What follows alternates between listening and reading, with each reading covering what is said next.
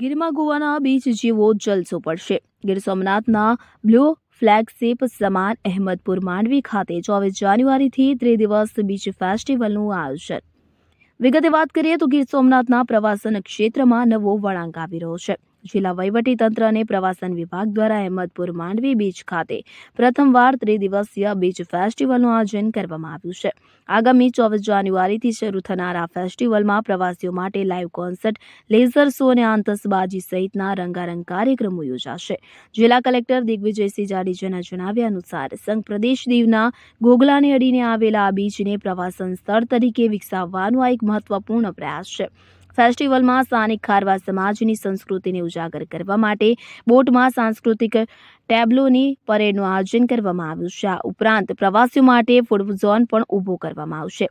3 દિવસ દરમિયાન અનેક કાર્યક્રમો યોજાશે. તો બીચ ફેસ્ટિવલમાં મુખ્ય આકર્ષણ કેન્દ્ર તરીકે પ્રસિદ્ધ બોલિવૂડ ગાયક કલાકારો દ્વારા live concert, boat tableau, beach games, camel rides, horse rides સાથે જ ડોલ્ફિન વોચ, પરંપરાગત વાનગી આધારિત ફૂડ સ્ટોલ, સાંસ્કૃતિક પરેડ કાર્યક્રમ તથા કાર્યક્રમમાં સમાપન દિવસે ભવ્ય આતશબાજી કાર્યક્રમ યોજાનાર છે કે જેમાં 24ના રોજ સાંજે 7 થી 10 ઉદ્ઘાટન તથા પ્રસિદ્ધ બોલિવૂડ સિંગર અનુપ શંકર દ્વારા લાઇવ કોન્સર્ટ, તારીખ 25ના સાંજના 7 થી 9 પ્રસિદ્ધ બોલિવૂડ સિંગર્સ પવનદીપ દ્વારા લાઇવ કોન્સર્ટ અને બાદમાં ટેબ્લો પ્રદર્શન, તારીખ 26ના સાંજે 6 થી 7 સાંસ્કૃતિક પરેડ, સાંજે 7 થી 9:30 પ્રસિદ્ધ લોક સાહિત્યકાર રાજભા ગઢવી દ્વારા લોક સાંસ્કૃતિક કાર્યક્રમ, બાદમાં રાત્રિના 10 વાગ્યે આતશબાજીનો રંગારંગ કાર્યક્રમ સાથે સમાપન થશે. અહેમદપુર માંડવી બીચની ખાસ વિશેષતા એ છે કે અહીં સૂર્યોદયનું અદ્ભુત દ્રશ્ય જોવા મળે છે અને મોટી સંખ્યામાં ડોલ્ફિન પણ જોવા મળે છે.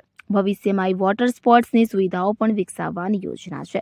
આ ફેસ્ટિવલથી ગીર સોમનાથના પ્રવાસન ક્ષેત્રને નવી ઓળખ મળશે અને પ્રવાસન પ્રવૃત્તિઓને વેગ મળશે તેવી આશા વ્યક્ત કરવામાં આવી છે.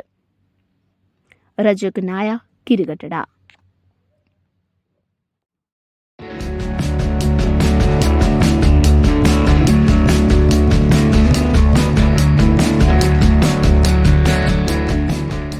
આપનું નામ અને આપનો પરિચય આપો.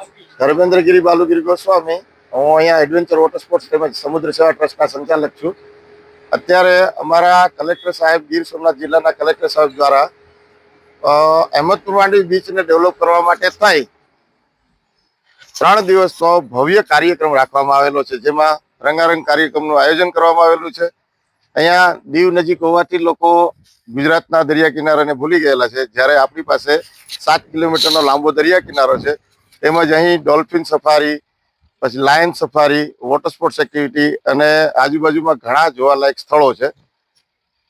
અહીંયા 3 દિવસના કાર્યક્રમની અંદર જે કંઈ થશે તેમાં આજુબાજુના સ્થાનિક લોકોને પણ સારી રોજીરોટી મળી રહેશે, આજુબાજુના લોકોનો વિકાસ થશે અને પ્રવાસનને વેગ મળશે. અને મેઇન ગોલ સાહેબનો એવો છે કે દીવની અંદર લિકર ફ્રી ઝોન હોવાથી અહીંયા પ્રોહિબિશનનું થોડું દાબ છે. અહીંયા લિકર ફ્રી નથી, તો લિકર ફ્રી સાથે પણ તમે અહીંયા મજા કરી શકો અને ફરી શકો એવો સાહેબનો ગોલ છે. અને તમે ફેમિલીની સેફટી, બીચની સલામતી, નાહવા માટેની સલામતી બધી સાથે તમે અહીંયા આરામથી ફરી શકો ફેમિલી સાથે, એવી સાહેબે હમણાં વ્યવસ્થા કરી દીધેલી છે. અને અમારી બધાની અને સ્થાનિક લોકોની એવી ઈચ્છાઓ છે, આજુબાજુના વિસ્તારની પણ એવી ઈચ્છા છે કે આ બધી વ્યવસ્થા કાયમી માટે જળવાઈ રહે. આભાર. આપનું નામ અને આપનો પરિચય આપો. મારું નામ ભીલ કમલેશભાઈ જેઠાભાઈ છે, ગામ જાખરવાડા, તાલુકો ઉના. આજે જે અહીં અહેમદપુર માંડવી બીચ કાર્યક્રમ યોજાઈ રહ્યો છે 3 દિવસનો, એની વિશે થોડીક રૂપરેખા આપશો? કલેક્ટરે સરપ્રાઇઝ વિઝિટ લેતા સાહેબશ્રીના ધ્યાને આવ્યું કે આ જે બીચ છે તે ટુરિઝમ માટે બહુ મોટું સાધન છે, જેથી કરીને 24, 25 અને 26 ફેસ્ટિવલ યોજાયેલો છે, જેમાં બહુ મોટા કલાકારો, નામી અનામી કલાકારો આવવાના છે, જેથી કરીને ટુરિઝમ ડિપાર્ટમેન્ટની બહુ મોટી દરિયા બીચની જે 7 કિલોમીટરનો એરિયો છે તે ડેવલપ થઈ શકે અને જે દીવમાં જતા ટુરિઝમ જે કેન્દ્ર જાય છે તે અહીંયા ગુજરાતમાં જ તેનો લાભ મળી શકે. અત્યારે આ કાર્યક્રમની તૈયારી કેવી ચાલી રહી છે? ખૂબ જોરશોર. ખાલી 7 દિવસની અંદર આ બધી તૈયારી કરવામાં આવી રહી છે. કોણ કોણ આવવાના છે તમને ખબર?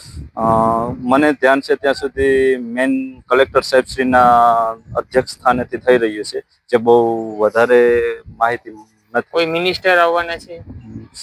એવી કોઈ માહિતી નથી. કેટલા દિવસ પ્રોગ્રામ ચાલુ રહેશે? 3 દિવસ, બરાબર. જેમાં 26 તારીખે રાજભાઈ ગઢવી આવવાના છે. બરાબર. લોક ડાયરાના કલાકાર. પછી બીજું કોઈ? છે હિન્દી કલાકાર જેમનું નામ નથી આવડતું. Okay, thank you.